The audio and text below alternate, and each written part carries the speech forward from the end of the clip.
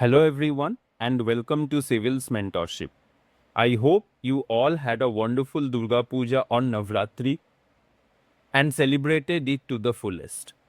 Wishing you all a very happy Dasera and happy Vijayadashami to all of you. To all my Bengali aspirants, Shubho Bijaya to all of you. I hope you are now recharged and full of energy. So let's restart our preparation journey with renewed enthusiasm. Now, we'll start from the beginning. So as you know that it's mentioned as think, write, score, UPSC Mains Answer Writing Orientation. So what is this all about? Now this is nothing but, as I said in my previous videos as well, that in this channel itself, we will be solving each and every previous year question.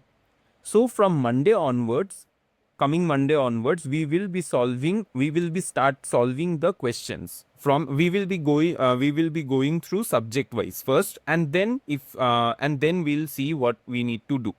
But initially we will be going subject wise. So this is just the orientation session. Like I want to tell before directly we cannot start writing the previous year question. Before that we need to know that why this previous year or why UPSC mains answer writing is so important in order to get a rank, in order to get a good rank, or else in order to get a rank also, why mains answer, or rather why answer writing is so much important. So that's why just wanted to show you all why the UPSC mains answer writing is so much important in order to get a rank. Okay, so before starting with the main sessions, the previous year questions and all, so I just wanted to showcase all these details. So as I mentioned that previous year mains answer writing is the ultimate key to get a good rank. Now what does this means? It means nothing. It means simple thing. It's that your rank is not decided by what you know. It's decided by how you write what you know. What does this line means? It means that it's not about your knowledge, how much knowledge you have. It's not about your preparation. It's not about that how many months you have studied. Maybe you have studied for 2 to 3 years or more than that. It's not about that, or it's not about that as well. But everything comes to only one thing, that how you write those 100 odd pages in 5 days, that is the main schedule. In those 5 days, how you write those papers. You are writing 9 papers, including those English and Indian language paper as well. So you are writing those odd 9 papers covering 5 days. So how you are writing in those 5 days, that will determine your final rank. So hope you understood that how much important is answer writing. But let me give you an example. So this is 2024 marks. Okay. I took few marks, means a few recommended candidates marks. So from here we will try to understand that what I am trying to mention about the answer writing. Now see, rank 1, total marks 1043. In this 1043, 200 marks came in the personality test and 843 marks came in the mains exam. That means it comprises of all the GS papers, essay papers as well as the optional papers. Now come to this second one. So first of all, we will compare these two. Now rank 406. PT marks, that is personality test marks, is 215. That means 5 marks more. Okay, 5 marks more. But total marks is 950. That means approximately, or rather specifically, 93 marks less. Okay, but means how come? See, here's the difference. 735 in mains marks. That means approximately 100 marks less than rank 1. So mains is the game changer in this case. So now you understood, right, that even rank 406 got 5 marks more than rank 1 in the PT. But since the mains marks, rank 406 got approximately 100 marks less than rank 1, or rather we can say that rank 1 got 100 marks more than rank 406, because of which it affected the ultimate rank as well. Now see, there is another catch. All these three recommended candidates got the same marks in personality test: 215, 215 and 215. So, okay, what I am trying to say over here is all these three recommended candidates got the same marks in the personality test. But if you see the final rank, 406, 79 and 86. But where is the difference? Difference lies over here. 735 marks, rank 406 got 735 marks in the mains exam. 79, rank 79 got 774 and rank 86 got 773.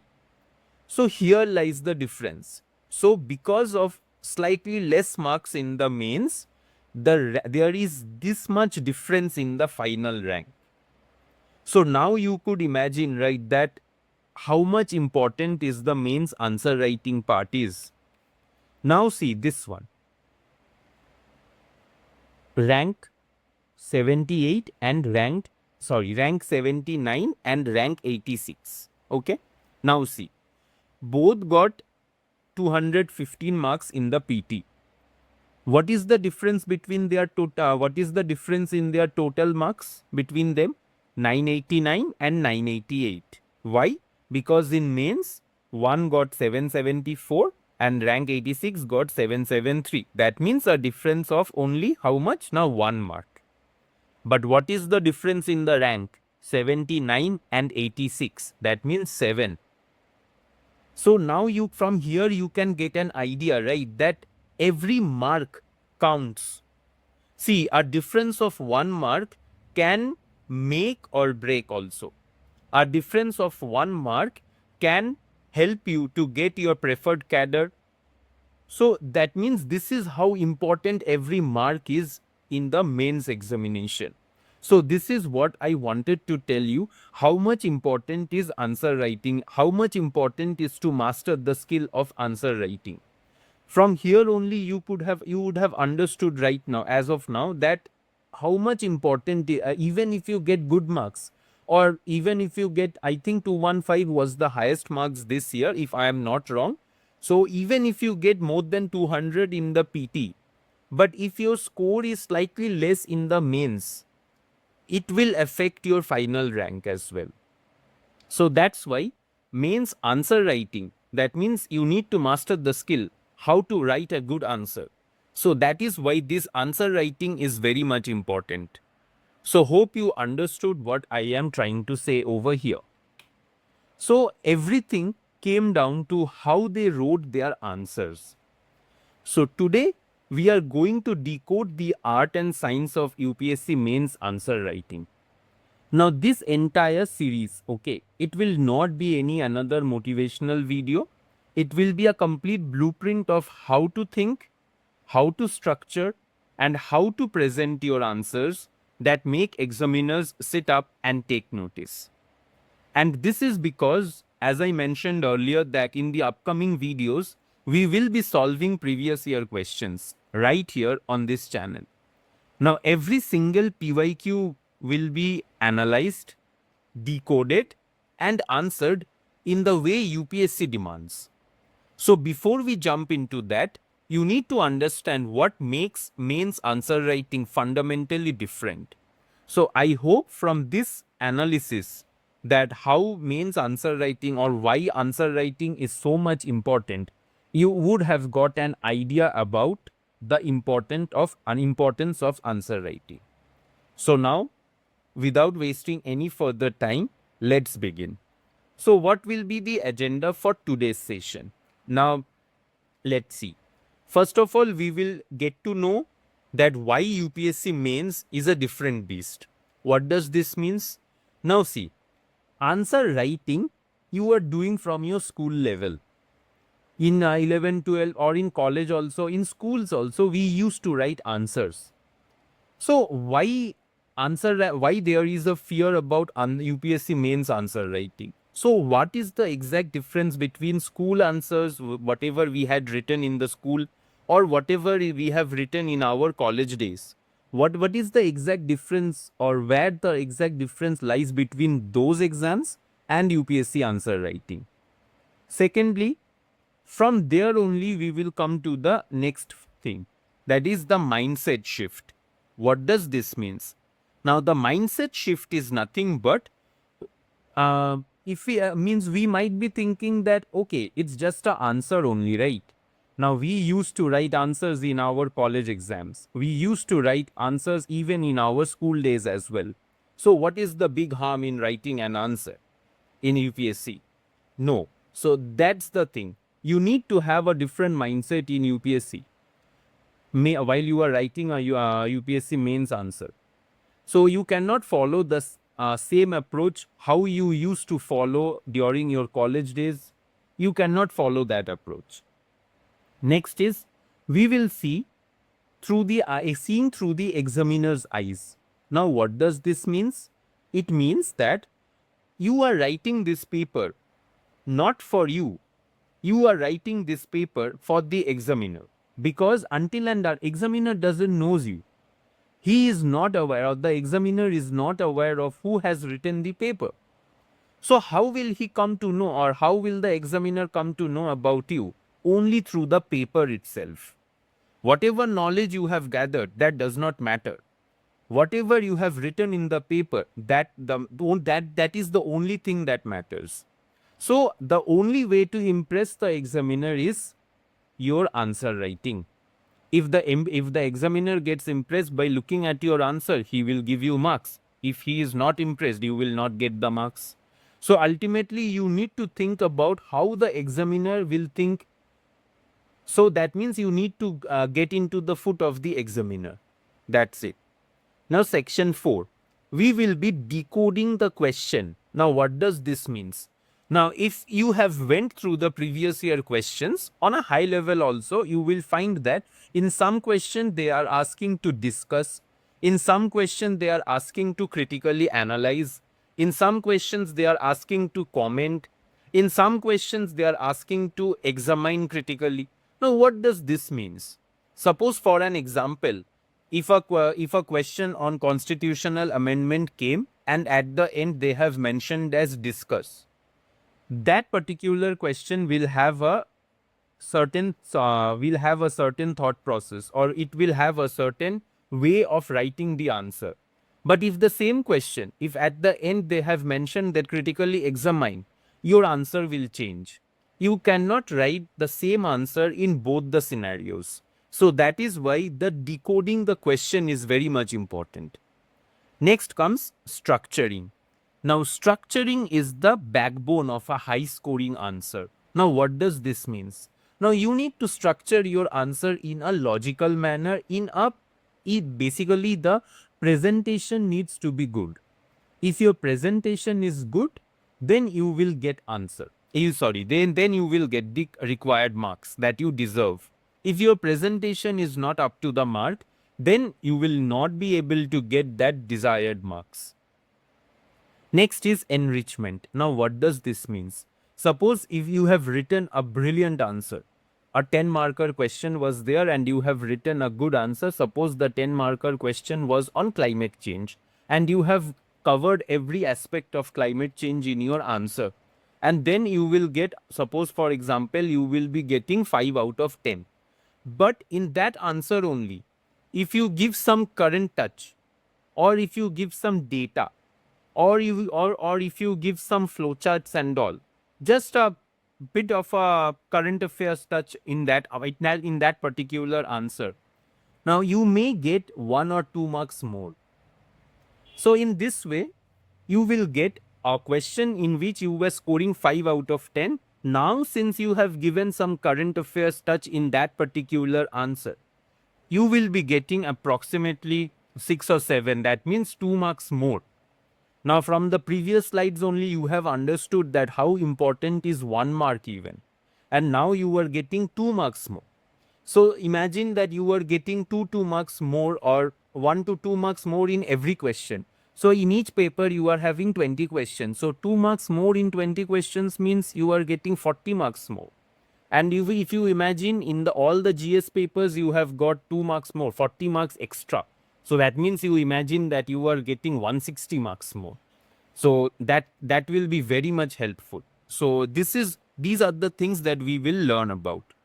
Not only this, we will see few other details as well.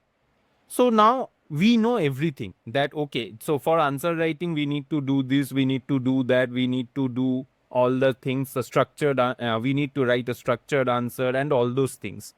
But the things is, what are the things we need to avoid? That also we need to know. If we don't know that what are the things we need to avoid, then how will we know that okay, so these are the things I know that we need to do, but what we don't need to do, that also we need to know. We will see in this video itself. Lastly, we will see that what is the exam hall strategy that you can follow. Now, obviously, this will vary from person to person. Now, I will give you a strategy on a high level that you can use it, but rather, again, it's a disclaimer that it will vary from person to person. And finally, we will see that why PYQs are so much important. And then from the upcoming videos, we will go to our PYQ sessions. So these are the 9 sections which I have divided this entire session. But for today, we cannot cover the entire 9 sections. We will try to cover 2 sections for today. Otherwise, the video will be very long. So for today, we will be covering 2 sections. And in upcoming 2 videos, maybe tomorrow and Sunday, since we will be starting the PYQs from Monday, so we have 2 more days left. So in these 2 days, we will be covering the remaining sections. So I hope you understood this one. So now let's begin with the first section. So what is our first section? Now why UPSC Mains is a different beast. So what does this means? Now this means it's simple. So if you I am talking about a new aspirants who have just started your preparation, or maybe you are not much aware of, or you are thinking about starting your preparation.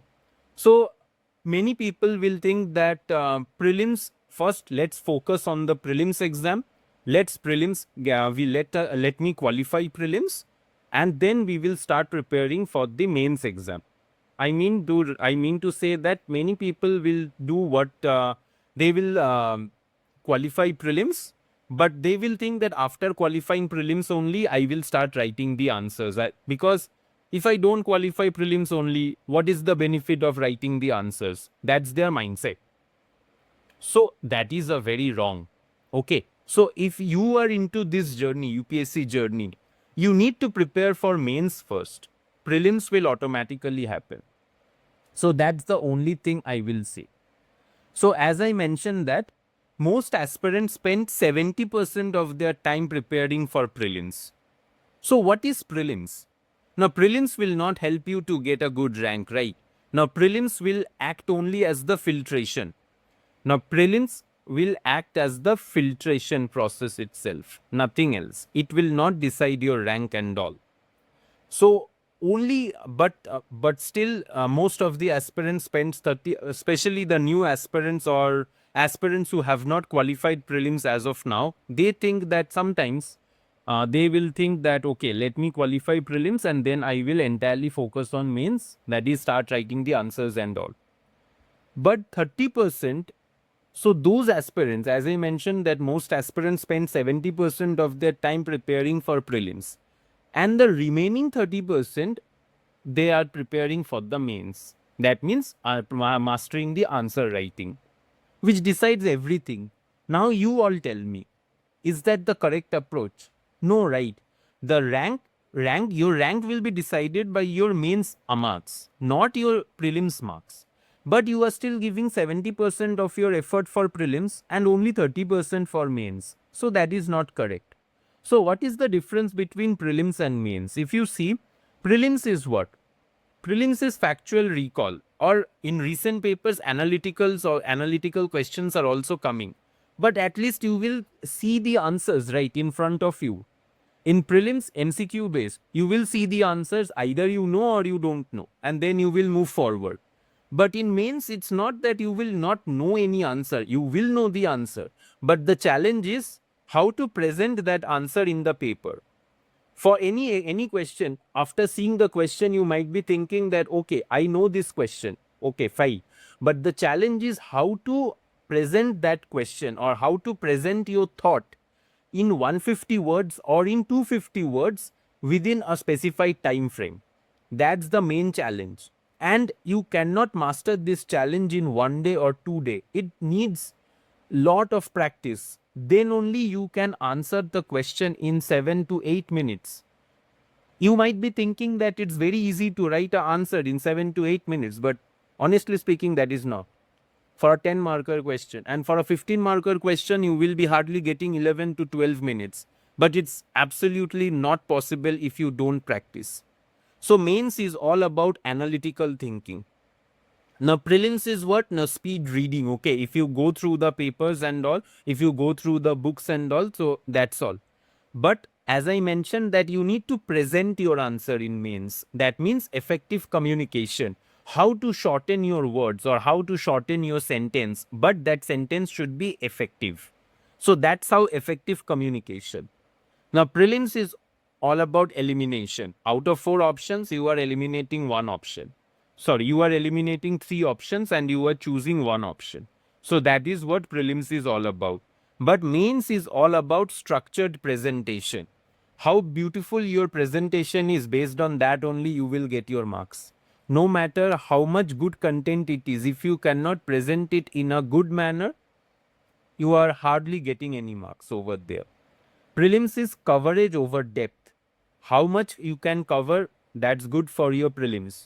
But mains is depth over breadth. You need to go deeper to a particular topic in order to score good in the mains exam.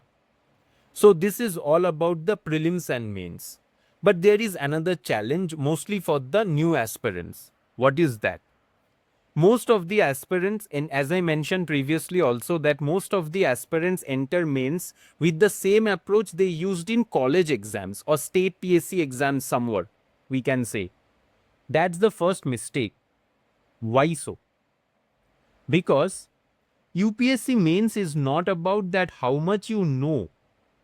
It's about how well you communicate what you know. Now, what does this means? Again, it's all about your presentation. It's not about that how much you know, how much knowledgeable you are, but how much well you communicate what you know. So you need to show the examiner, right, that you are aware of all these things. How will the examiner know if you write it in a good manner? So that means you need to communicate with the examiner in a presentable manner. That's how UPSC mains is. Let me give you an example. Say, for example, in college, in your college exam, a question came that explain the concept of federalism. So in this, what you might have been or what you might have written over there is that federalism is a system of government where power is divided between central and state governments. There are 2 types of federalisms we have. One is dual federalism and the cooperative federalism. Now, India follows quasi-federal structure. So, this you have written in your college exam. Okay. So, in this college exam, in your college exam, so this is the answer you have written, and you would suppose this particular question you have written for 3 pages. You might have sometimes repeated the same points in different words. The main advantage in your college exam is the professor would give you, suppose for example, out of 20, he might have given you, he might be giving you for the say for this answer, he might be giving you 14 out of 20, or maybe 14 to 15 out of 20, because you have written a lot and covered the basics. Now, if any of the engineers are listening to this video, they might be aware of that if we did not know any answer, um, we would be writing something, but we means basically we will be trying to fill up those spaces in a thinking that At least we will be getting 1 mark, right? So in that was our mindset, that out our 10 marker question was there, but we don't know anything about that question. But still we will write and fill out those spaces in a thought that at least we will be getting 1 mark. But if you follow the same approach in UPSC, you will get nothing more than 0. That's it. So this was all about your college exam. Now let's suppose a state PSC exam. What type of question comes? Okay. Now this is just an example for just the understanding purpose. I am giving you an example. So let's suppose a question came that who was the founder of the Maurya dynasty? And what you have written is that Chandragupta Maurya, with the help of Chanakya, founded the Maurya dynasty in 322 BCE after defeating the Nandas. Direct question, direct answer. So it's a fact-based question. Okay? But now see what UPSC is asking. Let's take an example. So a question. The federal system in India is more administrative than political. Discuss. So what was the question? The federal system in India is more administrative than political. Discuss. So in this question, what you are supposed to write? You are supposed to write your answer in all these dimensions. That is, administrative federalism means versus political federalism. So this question is not asking you to define federalism, right? Because they are directly asking you, the federal system in India is more administrative than political. So that means they are saying that it is more administrative in nature than political in nature. You need to discuss it over here. So they are not asking you to define federalism. They are also not asking you to list out the features of Indian federalism. They are asking simple question. Critically evaluate a statement. You need to discuss about this particular statement. That's it. So in order to answer this question, first of all, you need to understand what administrative federalism means versus political federalism. You need to present your arguments supporting the statement. This particular statement, you need to present your argument supporting it, and also you need to present it in a counter arguments as well, and then you can conclude it with a balanced conclusion. So while you are supporting this particular statement, what are the points you may consider while supporting the statement? You may consider the role of All India Services, centralized planning, Article 356. Then, as I mentioned, that you need to present counter arguments as well. So you can answer about the linguistic states, coalition politics, increased state autonomy post 73rd and 74th amendments, and then at the end you need to give a balanced conclusion. So if you see the same topic, federalism, okay, the one which was asked in the college exam. So in the college, what was the question that was asked? Explain the concept of federalism. That was the direct question. That was the simple question that was asked. But now see, in UPSC, how they have framed the question. It's entirely analytical based. But the depth, the analytical requirement and the presentation style for UPSC is completely different. Let's take another example. Now, the topic is unemployment. Okay. Now let's see how the question on the topic of unemployment might come in the college exam.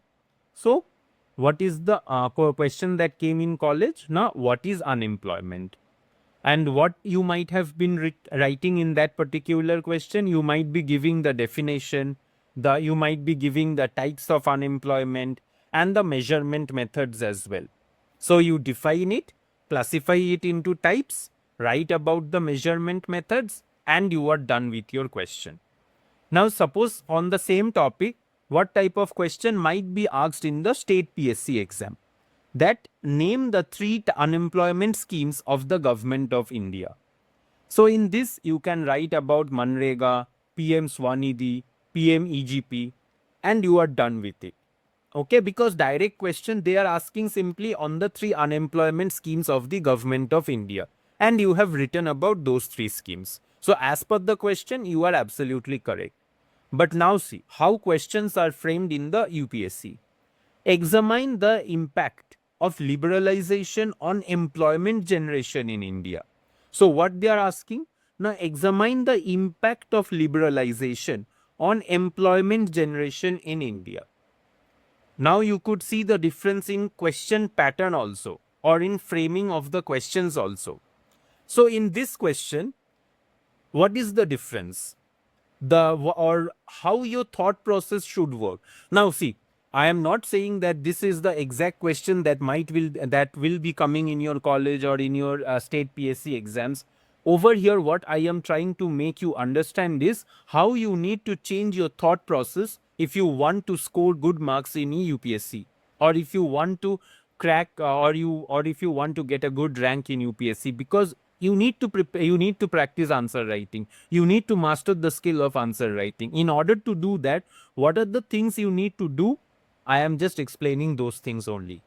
So suppose for in this exam question, whatever question that I discussed now, that examine the impact of liberalization on employment generation in India. So now you can understand, right, that what is the difference between these 3 exams, what type of questions might be asked, how you need to prepare yourself, how you need to write an answer. So suppose for this question only, how you need to write the answer. Now this requires you to analyze how economic liberalization since 1991 affected employment, that LPG period 1991. So that's why you need to analyze from that economic liberalization period only affected employment. Next, you need to discuss about the jobless growth as well. You need to discuss on the shift from agriculture to service based sector, bypassing the manufacturing. Then you need to discuss about the rise of informal sector employment, then technological unemployment, and also you need to mention schemes like Skill India and Startup India as responses. So basically you are analyzing the cause effect relationships across 3 decades. So that is how the difference lies between or that is how you need to change your mindset. So that is why I mentioned that UPSC mains is a different beast. The examiner is not just checking if you know the answer, they are evaluating whether you understand the question, whether you can think critically, whether you can present multiple dimensions of an issue. Now, whether your answer has depth, balance, and maturity. So, everything they want to check from you, and you need to present your answer in that manner so that all the perspectives are being covered. So, here's the crucial part.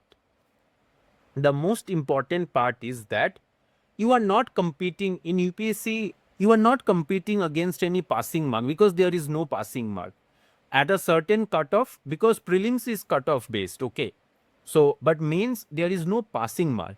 If you can score more than the lowest mark, more than a certain mark, you will be qualified for the prelims personality test. That means there is a cutoff marks, not any passing marks. And also you are competing against thousands of aspirants who have also cleared prelims. So your answer, think from the examiner's perspective. They are suppose this particular question came in the exam and the examiner is checking this particular question. Now he will be checking this question for approximately 50 aspirants. Now all of them will be writing the same answers only. So how will your answer stand out among them?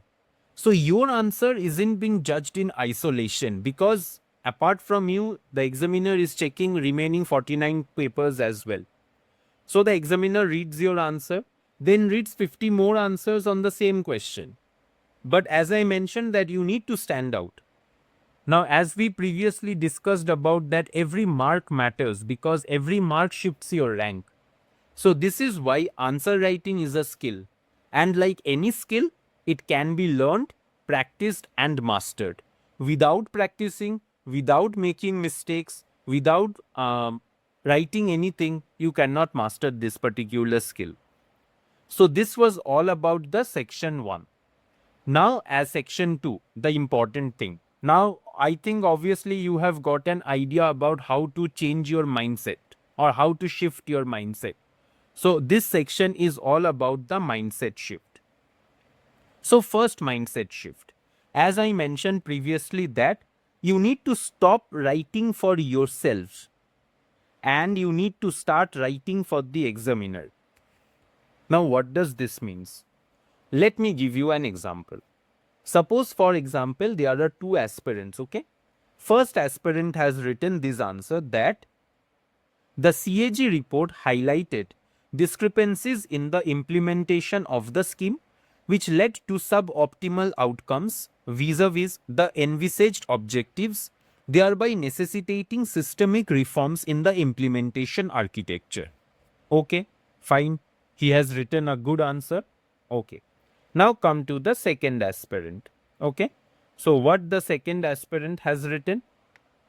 So he has written, the first aspirant has written a good answer, but think it from the examiner's perspective.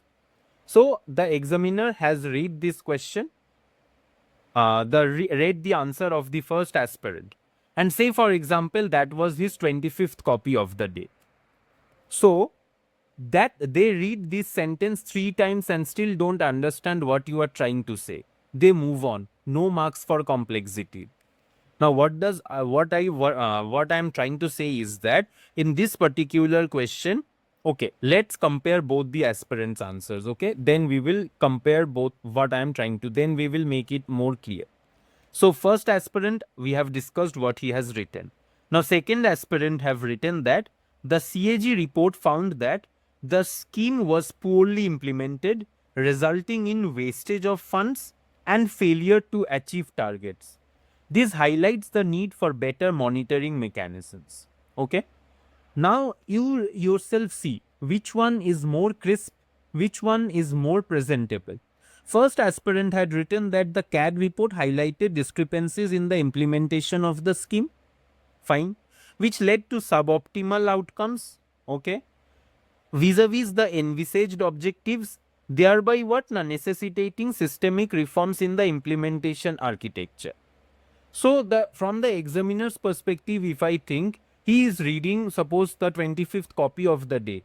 Now he had seen this particular sentence, and after reading this particular statement, so he is thinking that he is writing the same things again and again. So he will not give him good marks. But now look at the second aspirant's answer. So same information, he also has written the same information only, but half the words. It's crystal clear. The examiner understands it in one reading only. Now this answer will score more as compared to this one. So now you hope understood, right? That you need to think from the examiner's mindset. Your job isn't to impress the examiner with vocabulary. Your job is to communicate clearly and effectively.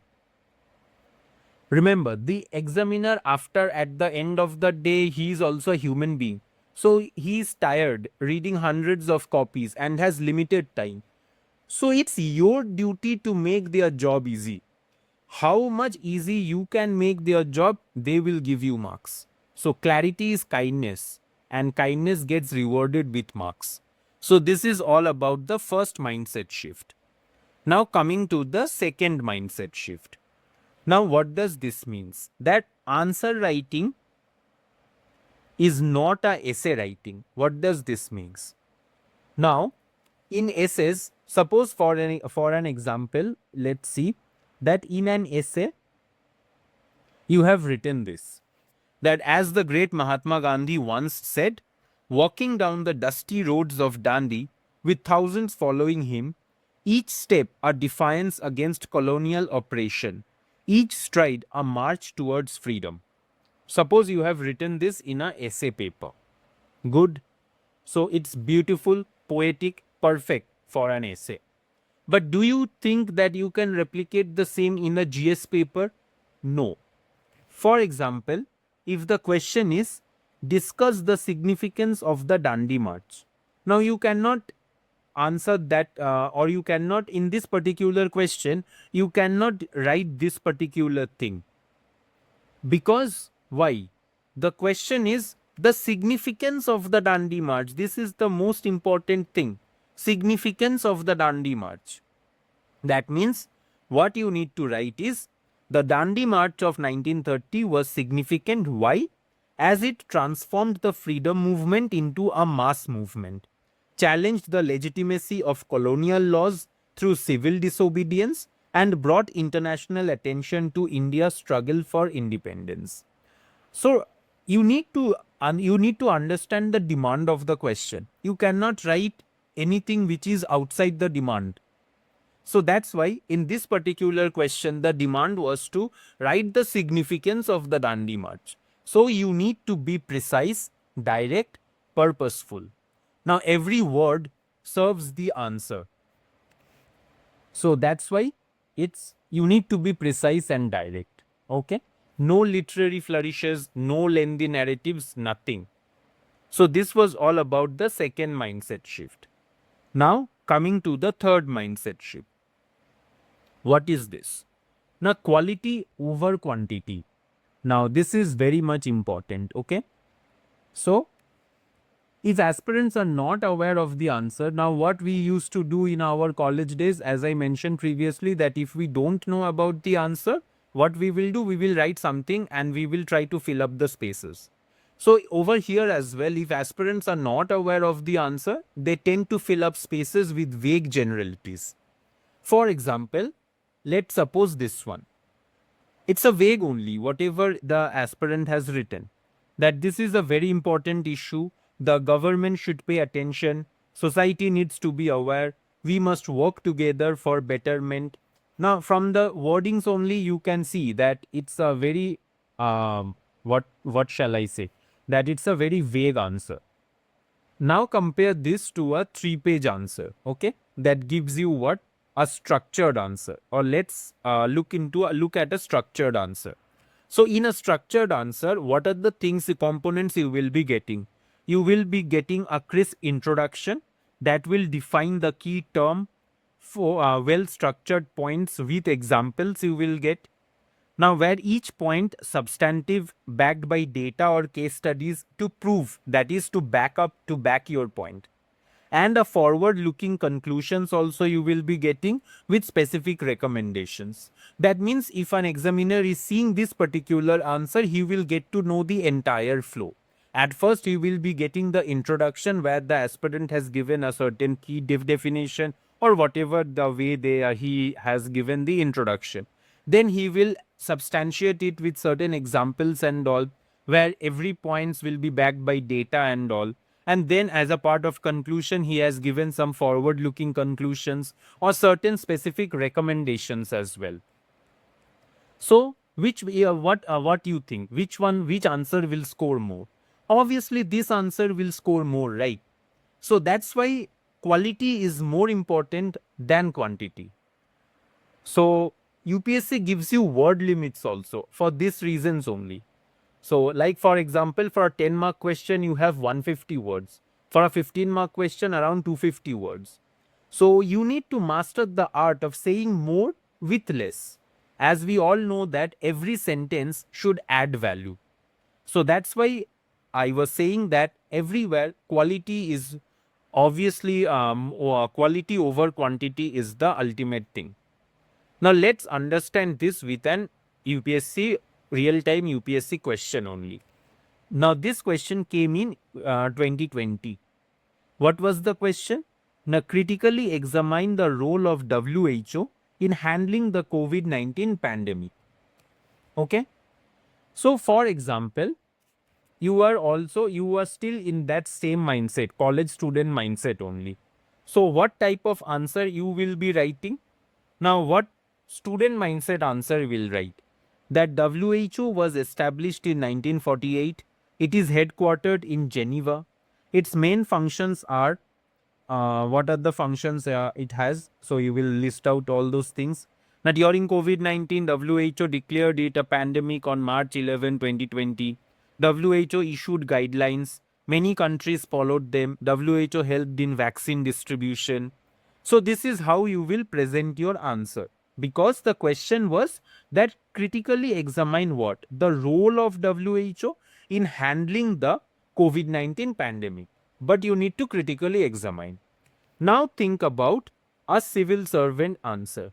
Okay, now a mindset has changed to a civil servant. You are already thinking like a civil servant. So how your how your answer is, or how your answer looks like. So WHO played coordinating role during the COVID-19 pandemic through early warnings and technical guidance. However, its response faced criticism for delayed pandemic declaration, perceived bias towards China during initial investigations, and limited enforcement powers over member states.